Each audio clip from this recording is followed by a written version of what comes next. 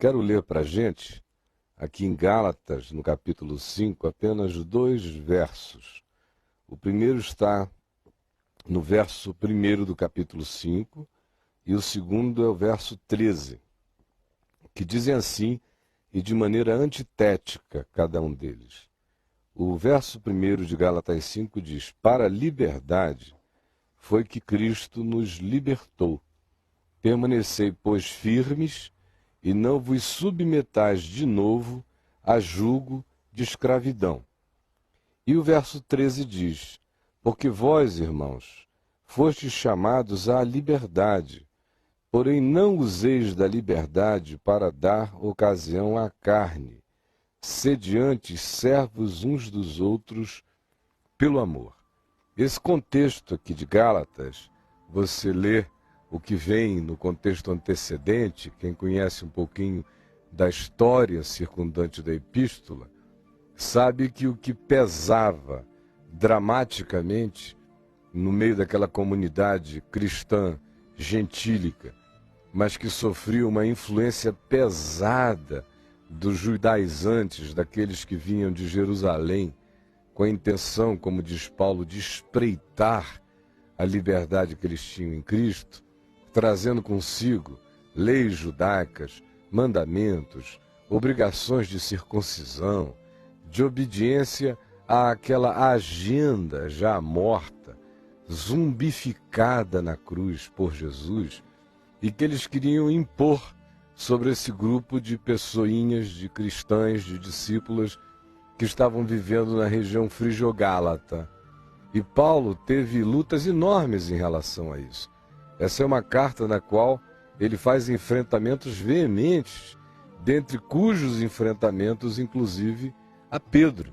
O início inteiro da epístola nos narra Paulo tendo um confronto direto com Pedro, quando alguns desses judaizantes chegaram até lá, e Pedro, de certo modo, sucumbiu à presença deles, ficou preocupado com interpretações, especialmente com interpretações que lhes pudessem vir de Jerusalém, e aí começou a fazer barganhas, tentar fazer determinadas adaptações contra as quais Paulo insurgiu-se de maneira veemente, dizendo a Pedro: escuta, Pedro, nós, eu, você, todos nós sabemos que nós fomos justificados exclusivamente pela graça de Jesus, porque a lei morreu em Cristo, o fim da lei é Cristo para a justiça de todo aquele que crê.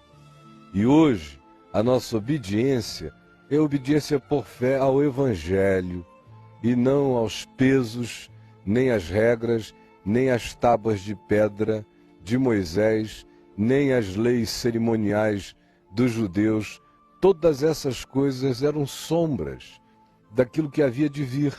E por que você, sabendo disso, em estando sozinho aqui comigo, dá a você mesmo o privilégio da liberdade que todo gentio, todo cristão, em qualquer lugar da terra, precisa ter, porque já foi conquistada para ele em Jesus. Mas em chegando esse pessoal de Jerusalém, você inicia esse processo de adaptação, de barganha, você tergiversa na sua posição, no seu caráter, e os deixa extremamente confusos. E tudo que você lê ali nos capítulos 1, especialmente do 2 em diante, é a mensagem de Paulo a Pedro confrontando-o a esse respeito. Inclusive, abro um parêntese aqui para dizer o seguinte: se você abrir, por exemplo, a Enciclopédia Católica, você vai ver que a afirmação tradicional da Enciclopédia Católica, na sua intenção de gerar uma preeminência de Pedro em relação a Paulo, é dizer que, em razão daquela fala de Paulo, ele se tornara persona não grata na região frígio-gálata, e também teria sido essa a razão porque ele já não mais teria voltado à igreja de Antioquia, porque o povo de Antioquia não teria gostado de Paulo ter feito uma reprimenda pública a Pedro. Fecha parênteses. O que nós temos aqui diante de nós, na primeira leitura que eu estou fazendo, porque farei mais duas? Nós temos a seguinte implicação, de que sempre que alguém em conhecendo Jesus e o Evangelho, vai fazendo negociações, vai abrindo a possibilidade de fazer uma equação que signifique mais ou menos o seguinte: o Evangelho mais as adições da equação religiosa igual à minha existência religiosa. Porque onde há Evangelho, não há religião. Mas onde há Evangelho mais a adição de um conjunto religioso, na mesma hora uma hibridização é feita e o Evangelho vira mera religião. E aí Paulo diz que o resultado disso é o oposto do proposto por Jesus. Ele começa dizendo: foi para a liberdade que Cristo vos libertou.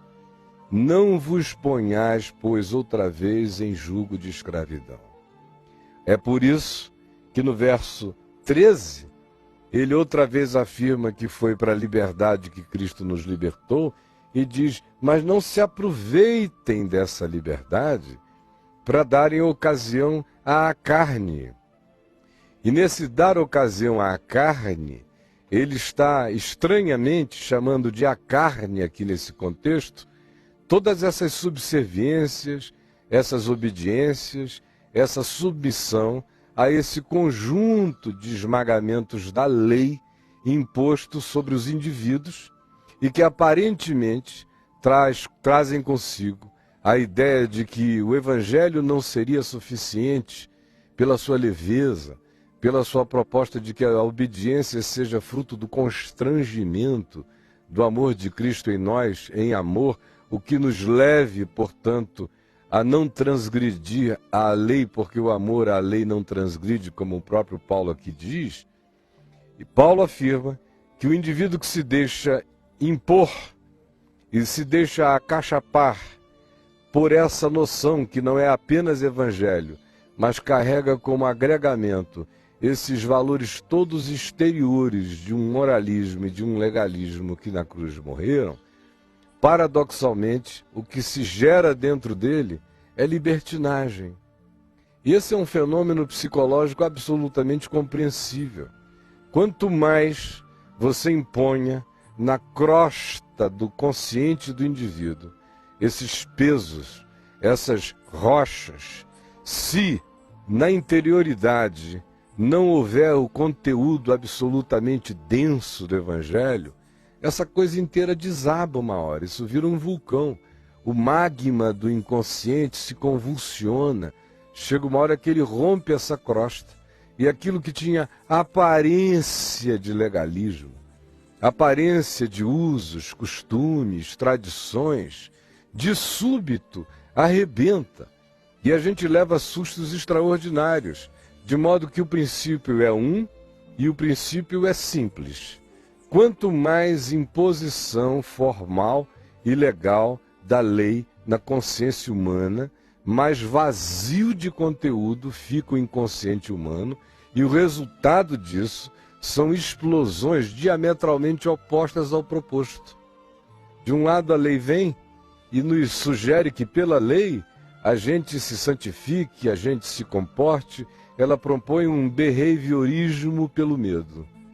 E o indivíduo anda assim de um certo modo até um certo tempo. Chega uma hora, todavia, que ele introjeta tanto esse pânico, ou essa obediência, ou essa neurose, ou essa angústia, que isso tudo forma dentro dele um magma de pulsões diametralmente opostas ao proposto. E aí é que a gente vê a coisa toda explodir num Vesúvio chocante que vem e assusta ao próprio indivíduo e a quem quer que a volta dele esteja. Guarde isto.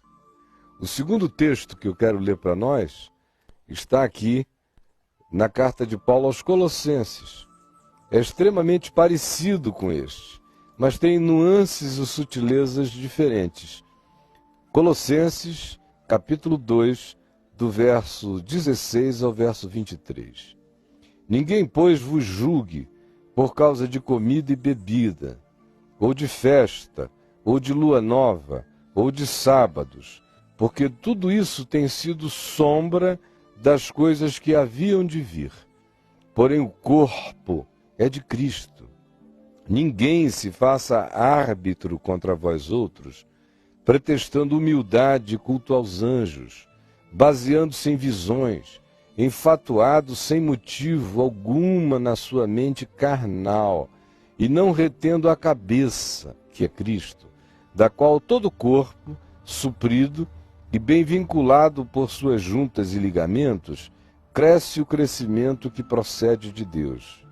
Se morrestes com Cristo para os rudimentos do mundo, porque como se vivesseis no mundo, vos sujeitais a ordenanças, tipo, não manuseeis isto, não proves aquilo, não toques aquilo outro, segundo os preceitos e doutrinas dos homens, pois que todas estas coisas com o uso se destroem. Tais coisas com efeito têm aparência, têm cara, têm fachada de sabedoria, como uma espécie de culto do ego, culto de si mesmo, falsa humildade, rigor ascético. Todavia, não tem valor algum contra a sensualidade. Agora olhe bem aqui para mim.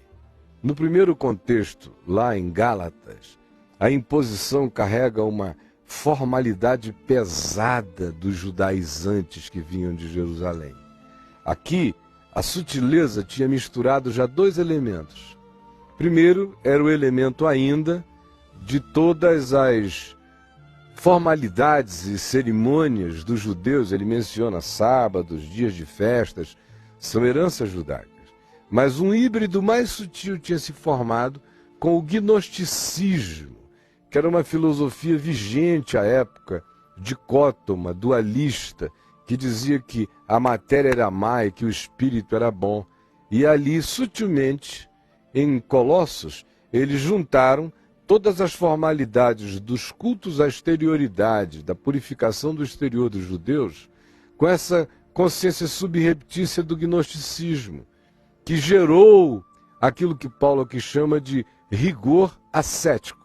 Então, de um lado, eles guardavam as cerimônias judaicas, e de um outro lado, eles praticavam sobretudo aquelas que diziam respeito à purificação da matéria, porque a matéria era má. Daí ter surgido entre eles o chamado rigor ascético, do tipo, não pegues isto, não toques aquilo, não proves aquilo outro. E Paulo conclui dizendo que essas coisas ainda são carnalidades, são enfatuamentos de uma mente fantasiosa e carnal.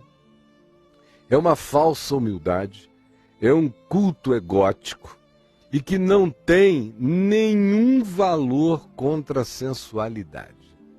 Na hora em que as pulsões sexuais chegam, apesar do indivíduo estar nessa de não olhe para ali, não pegue aquilo, não ponha a língua naquilo outro, não se aproxime disso que contamina, tanto mais quanto ele introjete essas noções e de maneira neurótica e aflitiva, como se com isso ele prestasse culto a Deus, tanto mais ele também junta esse magma de angústias e de pulsões para o dia da explosão.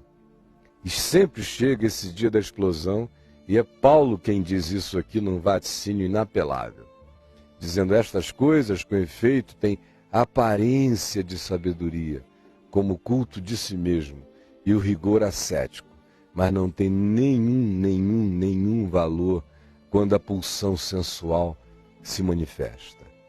E aí tem um terceiro texto, que está aqui na Epístola de Judas, no capítulo único, no versículo 11, e que prescinde qualquer leitura mais longa, é apenas uma frase num contexto no qual se diz, Judas fala, que aqueles aos quais ele se dirigia, e aqui é uma denúncia à liderança dos pastores que a si mesmos se apacentavam, e ele diz: ai deles, porque prosseguiram pelo caminho de Caim, que é o caminho fratricida, de gente que vive falando de fé, mas odeiam-se uns aos outros, e que são movidos de ganância, e se precipitaram no erro de Balaão e pereceram na revolta de Coré. O erro de Balaão, no qual eles se precipitaram pela ganância, e no caso aqui foi a ganância de Balaão, que recebeu dinheiro de Balaque, dos Moabitas, para amaldiçoar o povo de Israel, e não conseguindo, disse, poxa, esse povo é inamaldiçoável. E desenvolveu-se, daí em diante, aquela perspectiva mágica de que aquele povo de Israel era um povo inamaldiçoável, porque o Balaão teria tentado amaldiçoá-lo de sobre os montes de Moabe por 3 vezes e não conseguirem nenhuma delas. E Balaão ficou tão impressionado com a inamaldiçoabilidade do povo de Israel, que ele, obviamente, com um bolso farto de grana, porque era disso que ele gostava mesmo, ele resolveu ir se misturar com o povo de Israel, dizendo a eles, olha, vocês não sabem quem vocês são, cara. Vocês são inamaldiçoáveis. Olha que a minha mandinga é pesada. Eu fiquei lá de cima daquele monte ali, dos montes de Moabe, dos mais altos e dos mais baixos, tentando amaldiçoar vocês sem conseguir. Toda vez que eu pronunciava uma maldição na minha boca, isso se revertia numa bênção. E aí ele foi vendendo essa história da inamaldiçoabilidade do povo de Israel para os de Israel.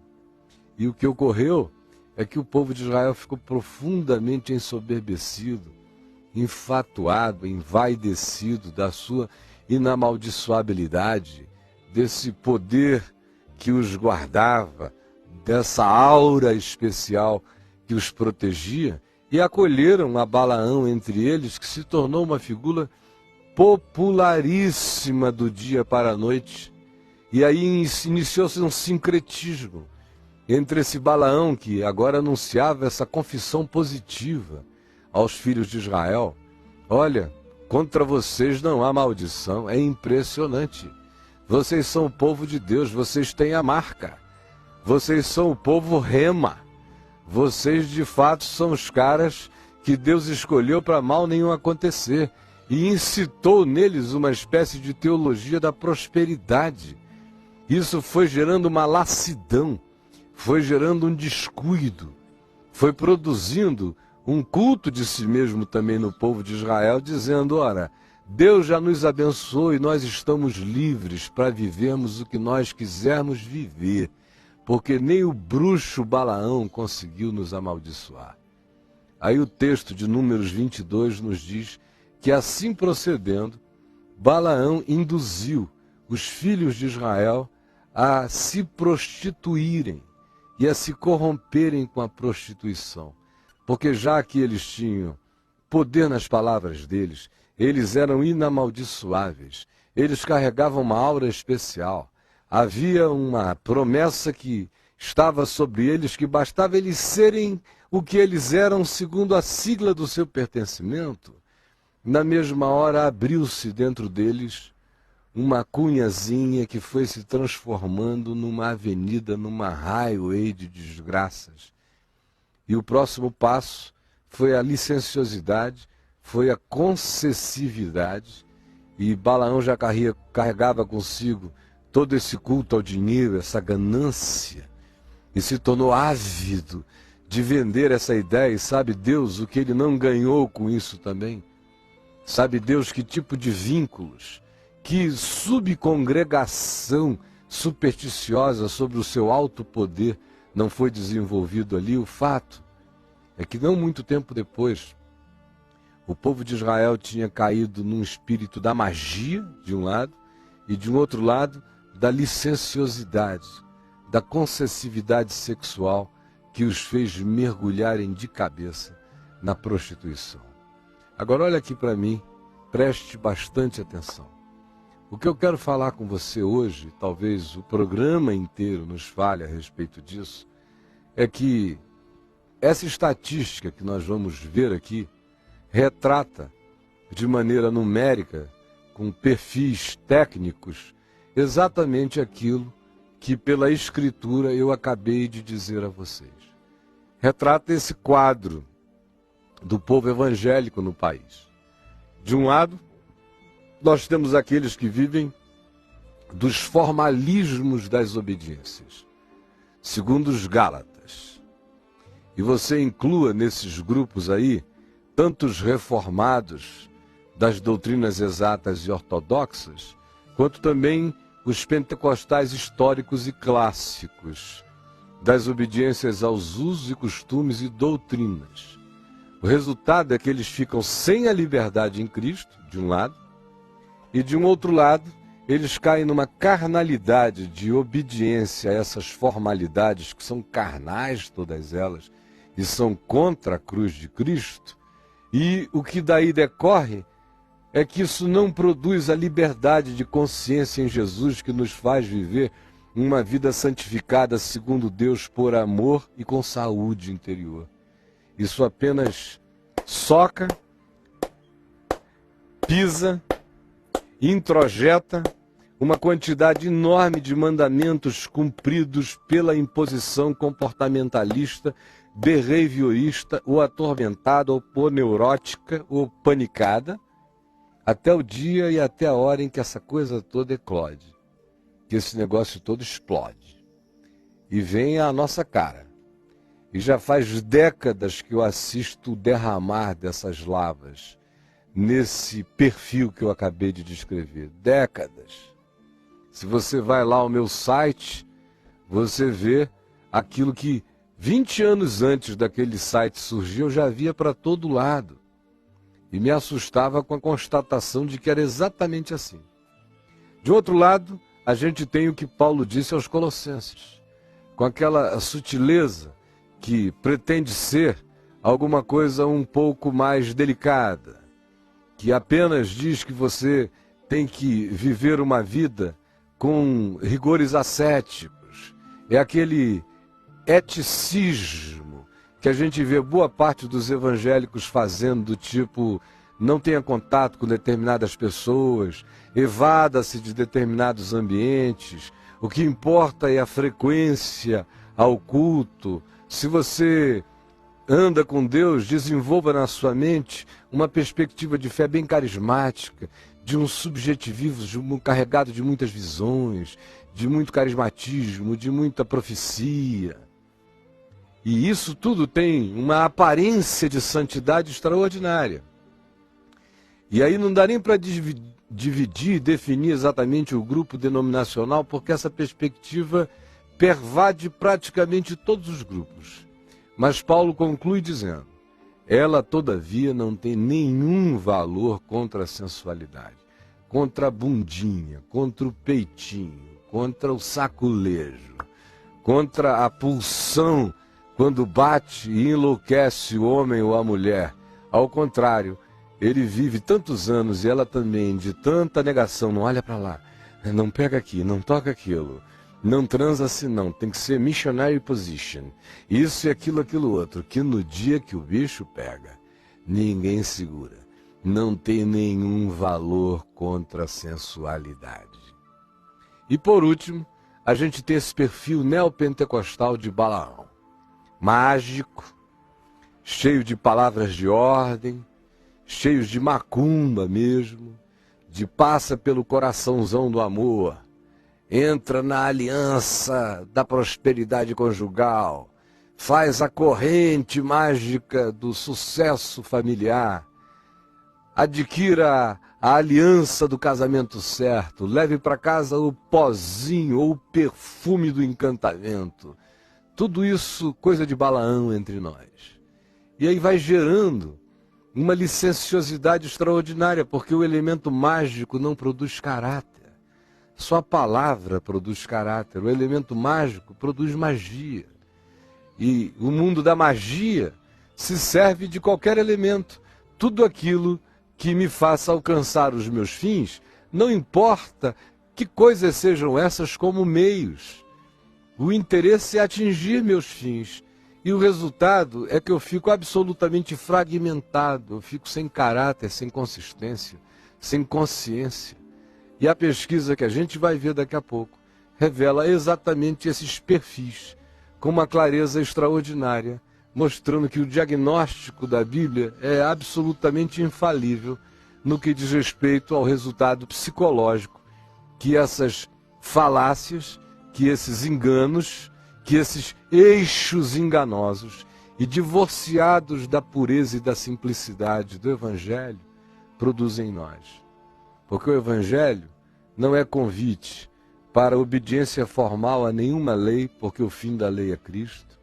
O convite do Evangelho não é também nada que se vincule aos cultos cerimoniais, a lavagens, a batismos, a ritos que supostamente têm um poder purificatório, os batistas que nos digam.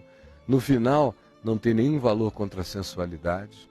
E o convite do Evangelho não tem nada a ver com essa magia que tomou conta praticamente da maior parte, da maioria da igreja, daqueles que praticam confissão positiva, quebra de maldição, teologia da prosperidade, que é também um elemento que tem sua densidade maior nos cultos neopentecostais, mas que pervadiu a massa toda. E a gente encontra a sua influência, o seu fermento, em todos os lugares. O Evangelho é simples. Um morreu por todos, logo todos morreram, para que aqueles que agora vivam, vivam por amor àqueles que por eles morreu e ressuscitou. Pois o amor de Cristo nos constrange, julgando nós isto, de que Ele, Jesus, morreu por todos nós. E o constrangimento é que a nossa vida agora seja por amor a Ele. E como disse Paulo aos Gálatas, as obras da carne são bem conhecidas. São prostituição, adultérios, enganos, fratricídios, ódios, amarguras, impurezas, bebedices, falta de autocontrole, licenciosidade, escolha pelos estados alterados de consciência, seja pela via química ou pela via autoinduzida nos surtos mentais das supostas espiritualidades e que ao final nos deixam ocos, nos deixam vazios de tudo que seja elemento denso da graça de Deus, esburacados na interioridade, como um subsolo vazio, prestes a ver o solo desabar. É isso que gera, é isso que produz. Agora, o fruto do Espírito, que decorre do amor de Cristo, da consciência do Evangelho em nós, do constrangimento de dizer, um morreu por todos, logo todos morreram, para que aqueles que vivam não vivam mais para si mesmos, mas para aquele que por eles morreu e ressuscitou. Isso gera em nós o efeito diametralmente oposto, porque ele não se instala como pânico, nem como medo, nem como obrigação nervosa, mas como resposta grata, alegre, feliz, dadivosa, espontânea do coração a Jesus. E o resultado disso, você sabe qual é.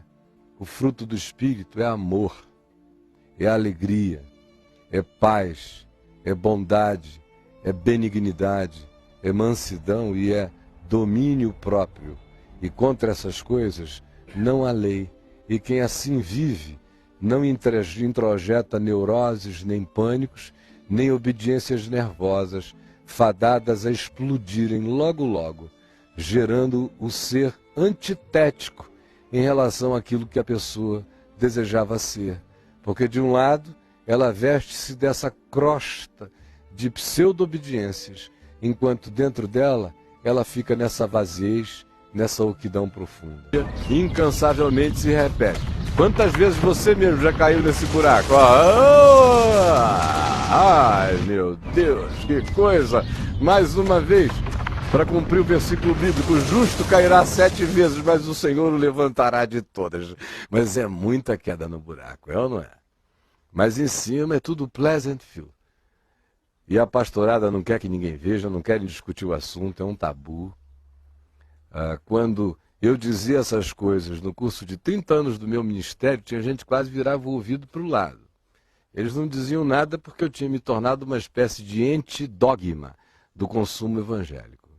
Mas depois que em 98 eu me divorciei e aí eles quiseram me endiabrar, em 2001, quando surgiu o meu site, no primeiro ano, eu recebi quase 200 mil e-mails, 90% dos quais só falavam disso. No segundo ano, 250 mil e-mails, mais ou menos o mesmo índice deles, só falavam disso. E mais, falavam do que acontecia entre os pastores e os membros da igreja, aonde também se verifica que a figura do pastor é uma figura de sex symbol nesse processo, poderosa, o que não está previsto aqui na pesquisa, mas uma descida mais fina nela mostra esse papel de Eros que a figura do pastor tem, especialmente nos cultos de Balaão, nos cultos neopentecostais, nos cultos mágicos, nos cultos dos menudos evangélicos, dos showmans. Ele tem uma figura erótica poderosa. E aí a gente não sabe por que as irmãzinhas ficam deslumbradas, os cantores evangélicos, as cantoras, são figuras, são musas, são extraordinariamente sedutores e sedutoras. Olha, histórias e mais histórias para contar. Mas eu quero, antes da gente prosseguir, apenas orar e pedir a Deus que nos prepare a mente, o coração. Vamos orar juntos, então. Senhor Jesus, eu te entrego, nós te entregamos esse tempo, essas horas que teremos juntos até ao meio-dia, rogando que tu nos deis bom senso, sabedoria, verdade e que o vermos-nos a nós mesmos ajude-nos a sairmos das arrogâncias, das mentiras, das fantasias, dessas vendas de um perfil de igreja que não existe e que enquanto ela própria não se enxergue, para ela não haverá cura, não haverá saúde, não haverá santificação na verdade, não haverá o benefício do amor que sara todas as coisas de dentro para fora. Por favor, nós que lidamos todos os dias aqui com milhares e milhares que têm a coragem de expressar suas pulsões angustiadas na sexualidade, permite que alguns desses percebam que eles não são os seres anômalos, mas que essa mesma pulsão está espalhada em milhões de outros que apenas não têm a coragem honesta de confessar e vivem sob panos, em bastidores, esquecidos de que não há nada oculto que não venha a ser revelado, ou mesmo manifestado, ou mesmo exposto e explodido da pior maneira possível.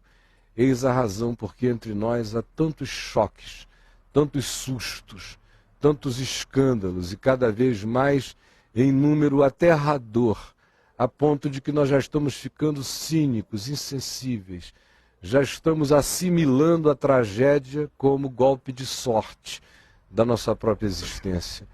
Permite ao Espírito Santo que, ao invés de ser apenas um dia no qual a gente tenha um quadro revelado, a gente possa ter a chance de terminarmos esse dia com um cenário novo a ser pintado, a ser proposto, a ser sugerido, e já está proposto e sugerido, segundo Jesus, segundo o Evangelho, segundo a palavra imutável da tua graça. Em nome de Jesus, eu sei que tu vais agir com muita graça, ó Espírito de Deus. E nós entregamos todo esse tempo aqui, para que aqui no Brasil e no mundo inteiro, onde nós estamos sendo vistos por milhares e milhares de pessoas, o teu Espírito esteja fazendo revoluções de consciência, de autopercepção, de arrependimento e de cura no nosso coração. É o que eu te rogo, em nome de Jesus, e para a glória de Jesus. Amém e amém, Senhor.